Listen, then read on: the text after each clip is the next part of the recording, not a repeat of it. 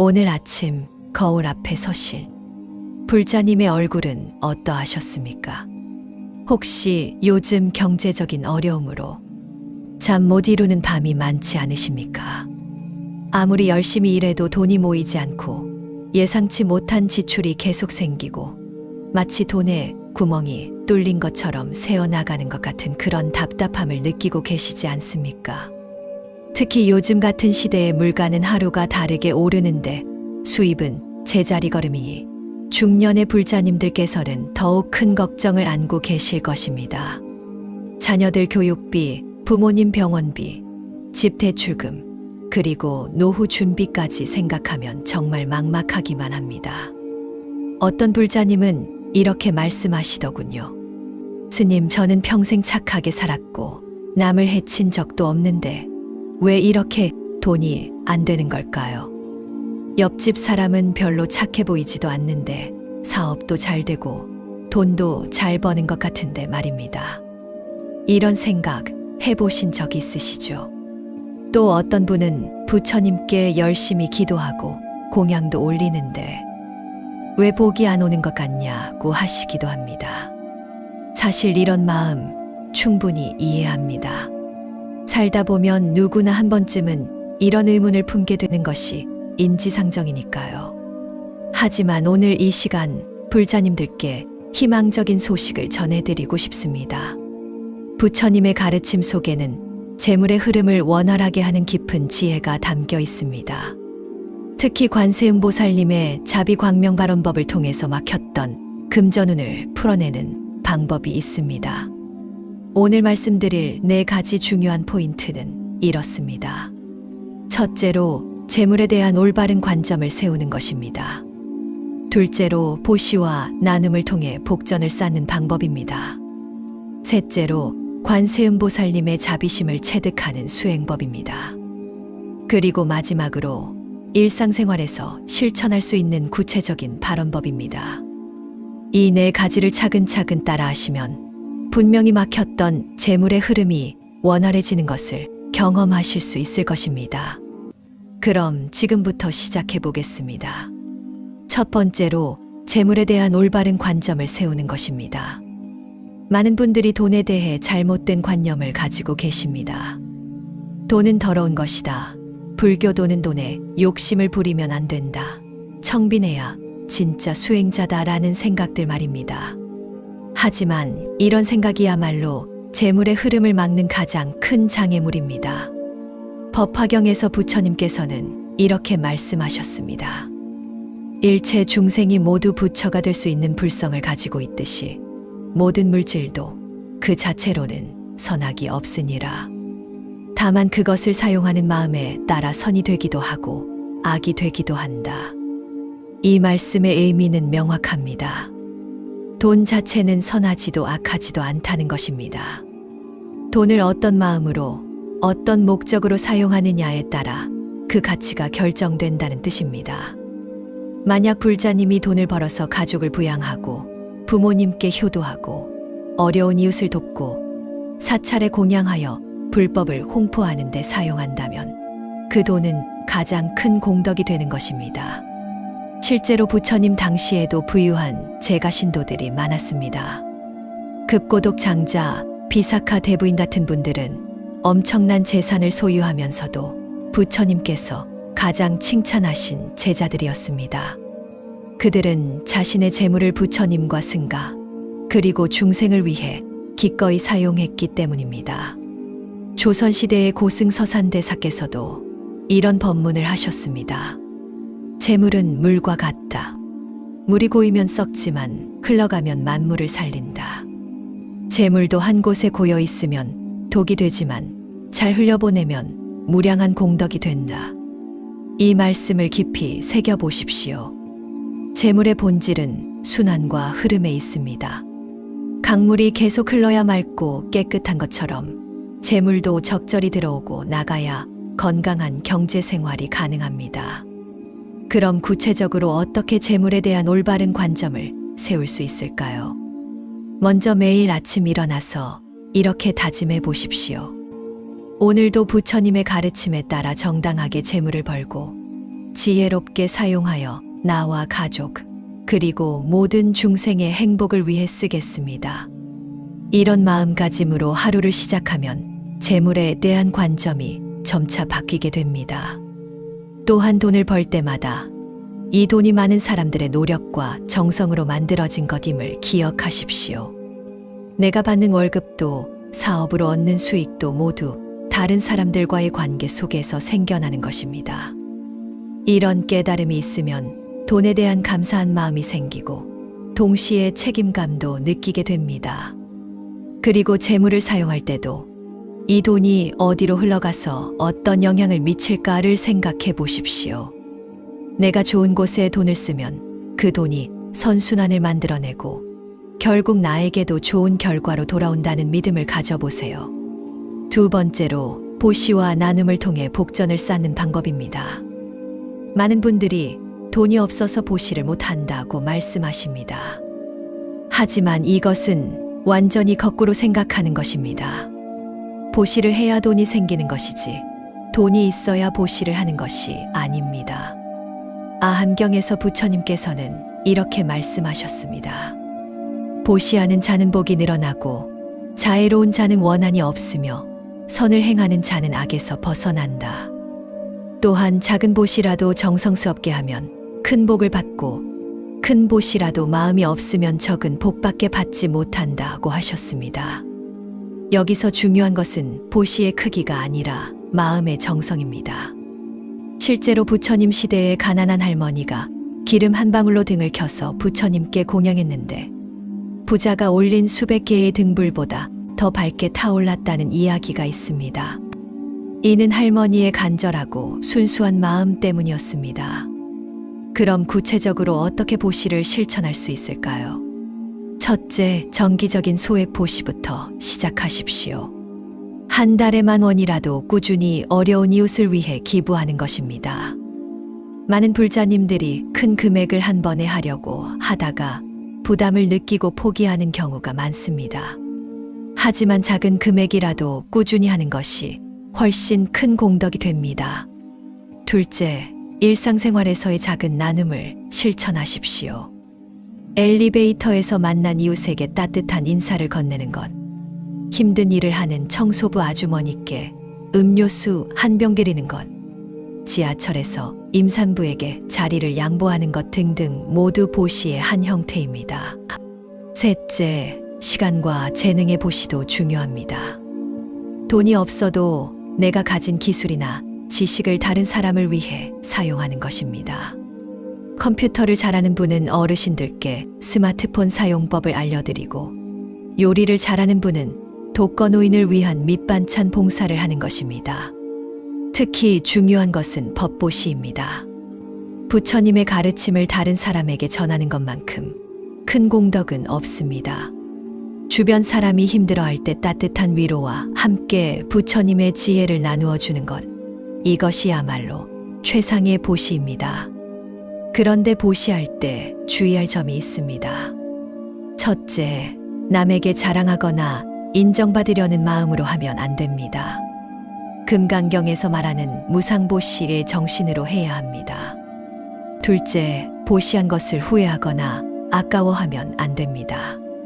기쁜 마음으로 내어주었다가 나중에 괜히 줬나 싶은 마음이 들면 공덕이 줄어들어 버립니다. 셋째, 보시의 대가를 바라면 안 됩니다. 이만큼 줬으니 이만큼 돌아와야지라는 계산적인 마음으로는 진정한 복전을 쌓을 수 없습니다. 원효대사께서 하신 말씀이 있습니다. 한 그릇에 밥을 나누어 먹으면 두 그릇의 배부름을 얻고 한 벌의 옷을 나누어 입으면 두 벌의 따뜻함을 얻는다. 이 말씀의 깊은 뜻을 아시겠습니까? 나눔은 빼는 것이 아니라 곱하는 것입니다. 나누면 나눌수록 더 풍요로워진다는 부처님의 지혜입니다. 세 번째로 관세음보살님의 자비심을 체득하는 수행법입니다. 관세음보살님은 중생의 모든 괴로움을 들으시고 그 소리에 즉시 응답하시는 대자대비한 분이십니다. 특히 경제적 어려움으로 고통받는 중생들의 간절한 기도를 외면하지 않으십니다. 법화경 관세음보살 보문품에서는 이렇게 말씀하고 있습니다. 만약 중생이 의식주 등 생활에 필요한 것들을 구하며 관세음보살의 이름을 부르면 보살이 즉시 그 소원을 들어주리라. 또한 관세음보살은 일체 중생의 현세적 소원도 들어주시되 그것이 중생의 진정한 행복과 해탈로 이어지도록 지혜롭게 인도하신다고 되어 있습니다. 그럼 구체적으로 관세음보살님의 자비심을 어떻게 체득할 수 있을까요? 첫째, 매일 관세음보살님 명호를 염송하는 것입니다. 남무관세음보살을 하루에 최소 108번은 염송해 보십시오. 단순히 입으로만 외우는 것이 아니라 진심으로 보살님의 자비심에 감응하려는 마음으로 해야 합니다. 염송할 때 이런 마음을 가져보십시오. 관세음보살님, 제가 경제적으로 어려운 것은 과거 생의 업장 때문입니다. 하지만 이제는 보살님의 자비심을 본받아 다른 사람들을 도우며 살아가겠습니다. 제게 재물을 내려주시되 그 재물로 더 많은 중생을 도울 수 있게 해주십시오. 둘째, 관세음보살님의 자비심을 실생활에서 실천하는 것입니다. 보살님께서는 항상 중생의 고통을 먼저 생각하십니다. 우리도 마찬가지로 자신의 이익만 추구하지 말고 다른 사람들과 함께 잘 살 수 있는 방법을 생각해야 합니다. 사업을 하시는 분이라면 고객에게 진정으로 도움이 되는 상품이나 서비스를 제공하려고 노력하십시오. 직장인이라면 회사와 동료들을 위해 최선을 다하는 마음으로 일하십시오. 이런 자비로운 마음으로 일할 때 자연스럽게 좋은 결과가 따라옵니다. 셋째, 관세음보살님의 천수다라니를 수지독송하는 것입니다. 천수다라니는 관세음보살님의 자비 광명이 압축되어 있는 신묘한 진언입니다. 매일 밤 잠들기 전에 천수다라니를 21번씩 외우면서 이렇게 발언해 보십시오. 관세음보살님의 자비 광명이 제 온몸에 충만하여 모든 업장이 소멸되고 지혜와 복덕이 증장하게 해주십시오. 그리하여 제가 받는 모든 재물이 중생의 이익을 위해 쓰이게 해주십시오. 특히 중요한 것은 관세음보살님의 자비심을 단순히 흉내내는 것이 아니라 정말로 체득하는 것입니다. 어떤 상황에서든지 관세음보살님이라면 어떻게 하실까를 생각해 보십시오. 화가 날 때, 욕심이 생길 때, 누군가를 미워하게 될 때마다 이런 자문을 해보는 것입니다. 그러면 점점 내 마음이 보살님의 자비심과 닮아가게 됩니다.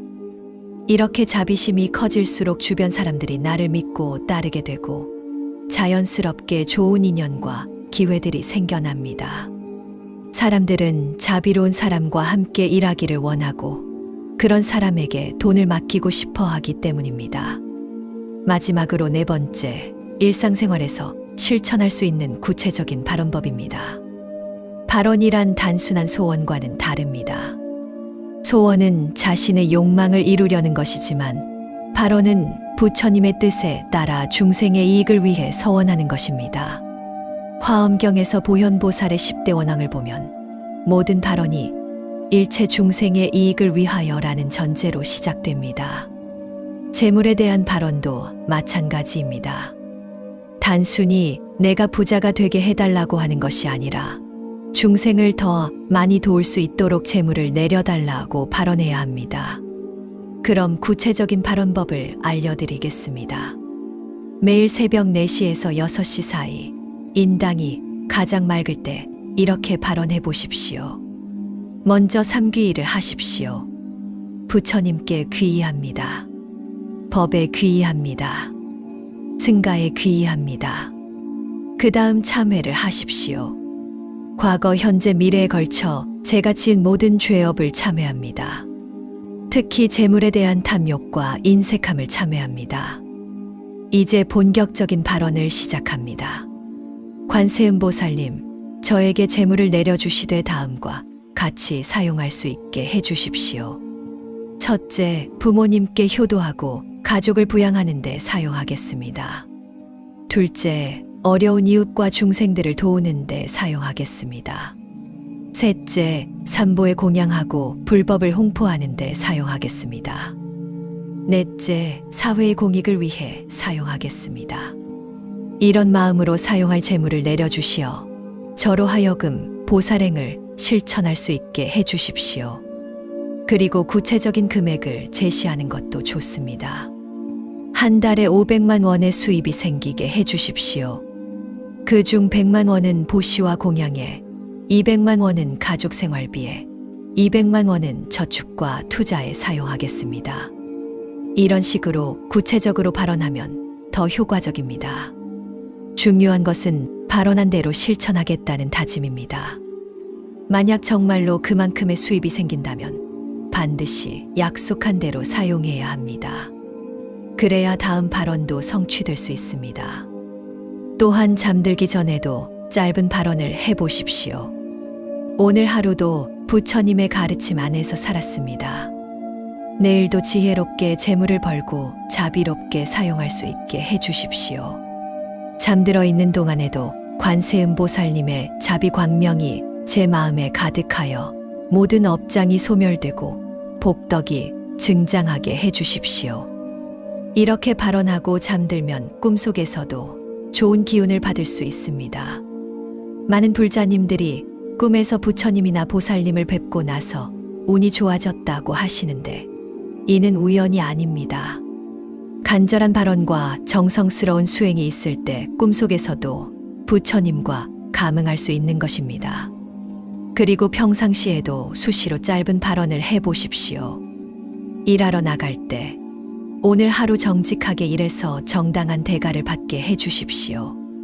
누군가와 거래할 때 이 거래가 서로에게 도움이 되고 모든 관련자들이 행복하게 해주십시오. 돈을 쓸 때 이 돈이 좋은 곳에 쓰여서 선순환을 만들어내게 해주십시오. 이런 식으로 수시로 발언하는 습관을 기르면 일상생활 자체가 수행이 됩니다. 특히 관세음보살님의 발언법 중에 자비광명 발언이라는 것이 있습니다. 이는 보살님의 자비로운 광명이 나를 통해 모든 중생에게 전해지기를 발언하는 것입니다. 관세음보살님의 자비광명이 제 마음에 가득하여 제가 만나는 모든 사람들에게 따뜻함과 평안을 전할 수 있게 해주십시오.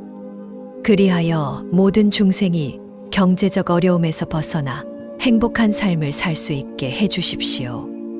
이런 발언을 하면 나 혼자만 잘 되려는 이기적인 마음이 사라지고 모든 중생과 함께 행복해지려는 보살심이 생깁니다. 그리고 이런 마음으로 살아갈 때 오히려 나에게도 더 큰 복이 돌아오게 됩니다. 불자님들, 오늘 말씀드린 4가지 방법을 정리해 보겠습니다. 첫째, 재물에 대한 올바른 관점을 세우십시오. 돈은 선악이 없으며 어떻게 사용하느냐에 따라 공덕이 될 수도 업장이 될 수도 있습니다. 둘째, 보시와 나눔을 통해 복전을 쌓으십시오. 작은 것부터라도 꾸준히 나누는 마음을 가지세요. 셋째, 관세음보살님의 자비심을 체득하십시오. 영호 염송과 다란히 수행을 통해 보살님과 감응하세요. 넷째, 구체적인 발언을 실천하십시오. 단순한 소원이 아니라 중생의 이익을 위한 서원을 하세요. 이 4가지를 꾸준히 실천하시면 분명히 막혔던 재물의 흐름이 원활해질 것입니다. 하지만 무엇보다 중요한 것은 인내심입니다. 씨를 뿌리고 바로 열매를 기대하지 않듯이 발언하고 바로 결과를 기대해서는 안 됩니다. 꾸준히 정성을 다하다 보면 반드시 좋은 결과가 있을 것입니다. 오늘 이 말씀이 불자님들께 도움이 되셨다면 좋아요를 눌러주시고 주변의 어려운 분들께도 이 법문을 전해주십시오. 댓글로 여러분의 경험담이나 질문도 남겨주시면 다음 법문에서 다루어 보겠습니다. 모든 불자님들의 가정에 평안과 행복이 가득하기를 바라며 경제적 어려움에서 벗어나 넉넉하고 풍요로운 삶을 사실 수 있기를 관세음보살님께 간절히 기도드립니다. 오늘 이 시간 함께 해주신 모든 분들께 감사드리며 이 공덕이 법계의 모든 중생에게 회향되기를 바라옵니다. 나무관세음보살 나무관 세음보살, 나무관 세음보살, 안녕히 계십시오.